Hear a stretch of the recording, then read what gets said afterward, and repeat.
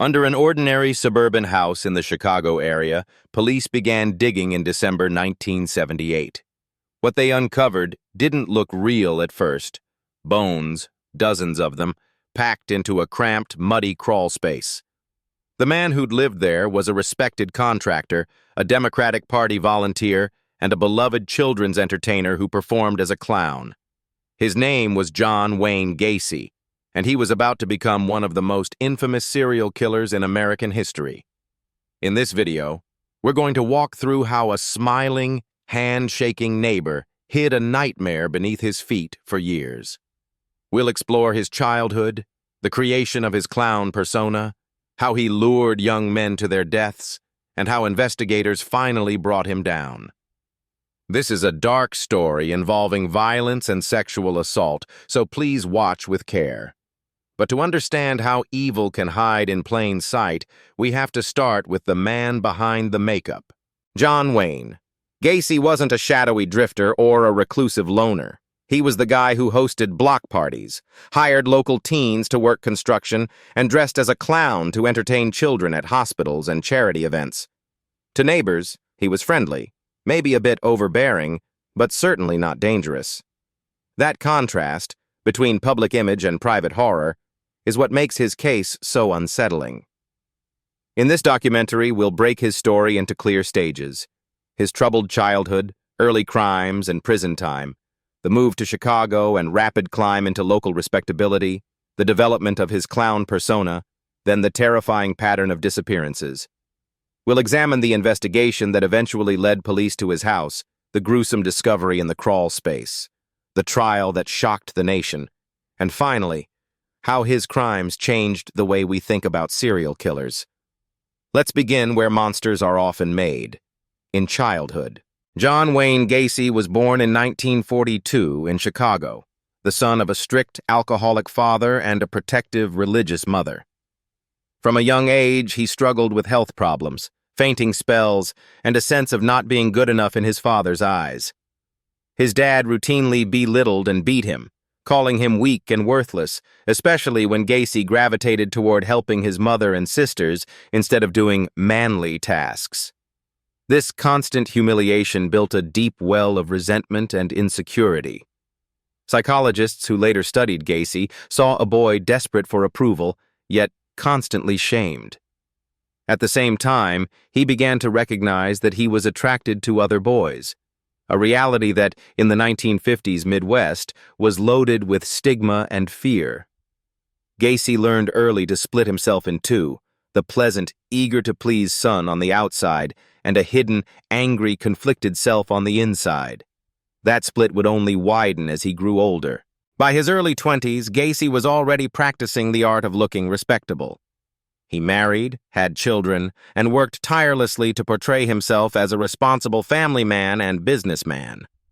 Behind the scenes, though, his behavior was increasingly predatory. While managing a fast food restaurant in Iowa, he began exploiting his position to groom teenage boys, offering them money, drinks, and attention. In 1968, one of those boys came forward, accusing Gacy of sexual assault. Gacy denied it, but eventually pleaded guilty to sodomy, expecting a lenient sentence. Instead, he received 10 years in prison. His wife divorced him, and his image as an upstanding citizen shattered. In prison, Gacy adapted quickly. He became a model inmate, organized events, and charmed staff, convincing parole boards he was reformed.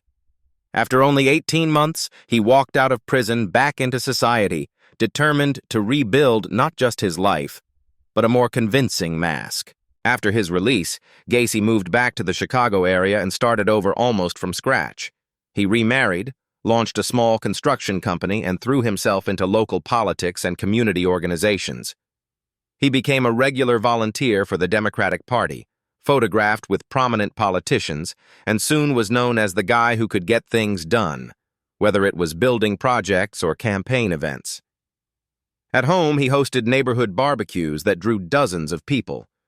Guests later recalled the smell from the house's crawl space, which Gacy brushed off as a drainage issue or spilled chemicals. He skillfully played the role of the generous employer, giving jobs to young men who needed work, especially runaways or kids from unstable homes. To the outside world, his transformation from ex-convict to community leader seemed almost inspirational. In reality, Gacy was carefully building the perfect cover for what he was already doing behind closed doors. One of Gacy's most chilling inventions was his clown persona. He created two characters, Pogo the Clown and Patches the Clown, each with distinct costumes and makeup. Unlike typical rounded, friendly clown designs, Gacy's clown makeup included sharp points around the mouth and eyes, something professional clowns consider a big red flag because it can appear threatening. He performed at children's parties, charity events, and even hospitals, delighting crowds with balloon animals and jokes. For many, he seemed harmless, a big, goofy adult indulging his playful side. But the idea that a serial killer could slip so easily into such a trusted role would later haunt public imagination. Killer Clown became a cultural nightmare because Gacy showed that evil didn't need to hide in the shadows. It could stand in front of children, smiling, in broad daylight. The grease paint and costume were just another mask, another layer between his public persona and his private atrocities. While Gacy was entertaining as a clown and organizing political events, young men and boys in the area were disappearing. Many were runaways or kids in unstable situations, making their absence easier for authorities to overlook. Some were Gacy's employees, teenagers he picked up at bus stations, on the street, or through job offers. Gacy had a pattern. He'd present himself as a friendly boss or helpful adult, invite the teen to his home, and eventually introduce alcohol, drugs, or the pretense of a magic trick involving handcuffs. Once the victim was restrained, Gacy's demeanor shifted from jokey to brutally sadistic. Survivors later described being overpowered and assaulted, while most victims didn't live to tell their stories. Because the boys were often transient or estranged from family, missing persons reports weren't always aggressively pursued. Gacy exploited this vulnerability ruthlessly, knowing that the system often failed the very kids he targeted. The crawl space beneath Gacy's house would become one of the most infamous crime scenes in American history. It was a low, cramped area accessible through a small opening, filled with dirt, pipes, and just enough room to move on hands and knees. Gacy used this hidden void as a burial ground, wrapping victims in plastic and placing them in shallow graves, layer upon layer over the years. Sometimes he poured quicklime or spread chemicals to suppress the smell. Neighbors occasionally complained about a foul odor. Gacy always had an excuse: flooding, sewage, a dead animal. In truth, the earth beneath his home was becoming a mass grave. When police eventually began excavating, they found bodies so tightly packed that identifying them was a painstaking process. The crawl space wasn't just a hiding place. It was a physical manifestation of Gacy's double life, a dark underworld literally beneath his carefully curated image of normalcy. By the mid-1970s, Gacy's body count was climbing, but he still seemed untouchable. He jokingly referred to his home as a cemetery to at least one acquaintance, comments that were dismissed as dark humor. Some of his young employees reported inappropriate behavior, but Gacy brushed it off as horseplay or misunderstandings. Police encounters, when they did happen, often ended with officers believing his version of events. Part of his success lay in his charisma and understanding of authority. He knew how to talk to cops, how to appear cooperative, even helpful.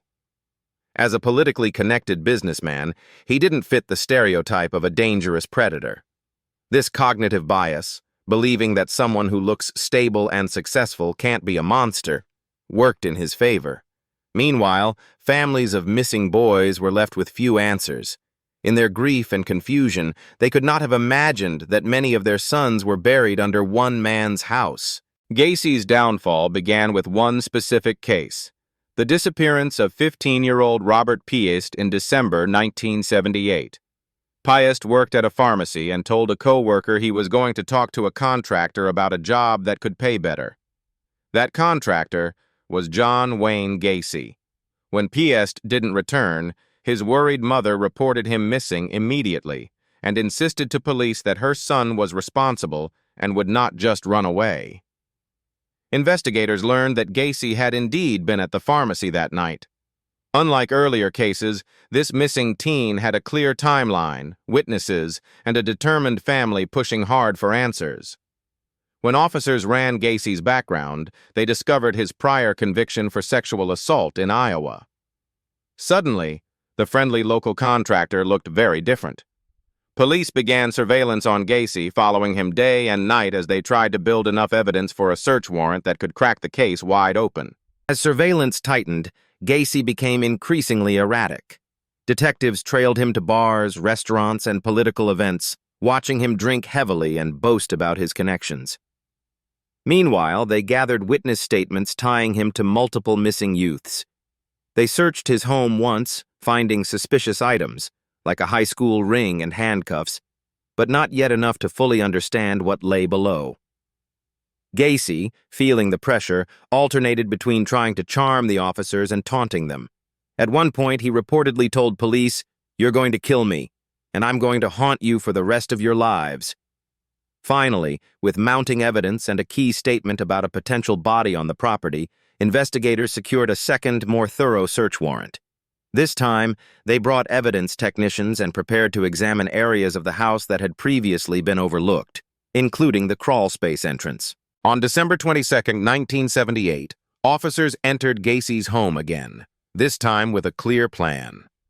In the hallway closet, they located the small opening to the crawlspace. As an evidence technician descended with a flashlight and began scraping the soil, he uncovered something pale and unmistakable, a human bone.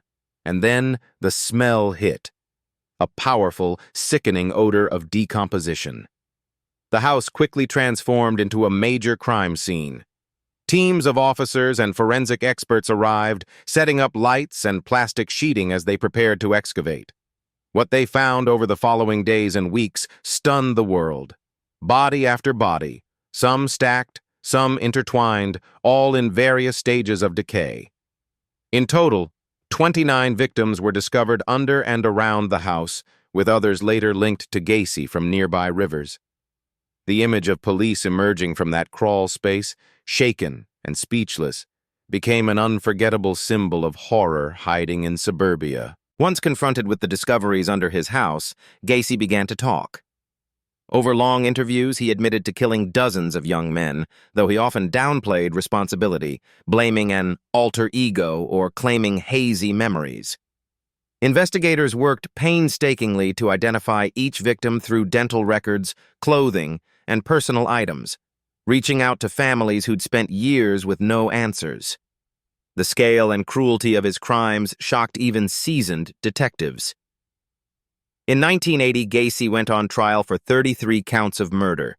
His defense argued insanity, portraying him as a man split between personas, but prosecutors emphasized his careful planning, luring victims, restraining them, disposing of bodies, and maintaining a respectable front. The jury took only hours to find him guilty and sentence him to death. For more than a decade, Gacy sat on death row, painting clowns and insisting he was a victim of a corrupt system. The story of John Wayne Gacy leaves us with disturbing but important lessons. First, predators don't always look like monsters. Gacy was a neighbor, a volunteer, a clown who entertained sick children. His case shattered the comforting belief that evil is always obvious or distant. Second, he exploited specific vulnerabilities: runaways, kids from unstable homes, and a system that sometimes dismissed missing teens as troublemakers or runaways. Third, community perception and authority bias allowed him to operate for years. Because he was politically connected and appeared successful, early red flags weren't fully acted on. Finally, his crimes helped advance criminal profiling and public awareness, reminding investigators to look beyond stereotypes when assessing suspects. Remembering his victims by name, not just as numbers, is crucial. Behind each count was a real person with a family and a future stolen. Understanding this case isn't about glorifying Gacy, It's about learning how to recognize and confront hidden danger. If this deep dive into the John Wayne Gacy case has helped you understand how a seemingly ordinary man could hide such extraordinary evil, consider taking a moment to reflect on the real victims behind the headlines. Their lives, not Gacy's infamy, are what truly matter. For more in-depth true crime breakdowns that focus on facts, context, and lessons, not glamorization, make sure you subscribe to the channel and turn on notifications so you don't miss future episodes.